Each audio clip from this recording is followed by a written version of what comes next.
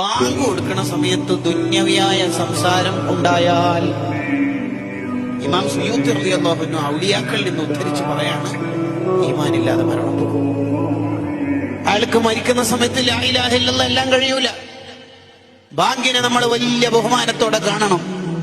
അള്ളാഹുവിൽ തുടങ്ങി അള്ളാഹുവിൽ അവസാനിക്കുന്ന ദിക്റാണ് ബാങ്ക്. ബാങ്കിനെ ബഹുമാനിച്ചതുകൊണ്ട് മാത്രം രക്ഷപ്പെട്ട ആൾക്കാരുടെ ചരിത്രങ്ങൾ കിതാബുകളിലുണ്ട്. കുട്ടികൾ ഇങ്ങനെ പാട്ടുപാടിക്കൊണ്ടിരിക്കുമ്പോൾ ബാങ്ക് കൊടുത്തു. അപ്പൊ ഒരു സ്ത്രീ കുട്ടികളോട് പറഞ്ഞു ഉണ്ടല്ലേ, ആ കാരണം കൊണ്ട് മാത്രം ആ സ്ത്രീ രക്ഷപ്പെട്ടത് കിതാബിലുണ്ട്. ബാങ്കിന് വലിയ ബഹുമാനാണ്. ബാങ്കിന് ആത്മാർത്ഥമായി ഇജാബത്ത് കൊടുക്കണം. ബാങ്ക് കൊടുക്കുന്ന സമയത്ത് എന്താണോ നമ്മൾ ചെയ്തുകൊണ്ടിരിക്കുന്ന ആ പണിയൊക്കെ നിർത്തുക.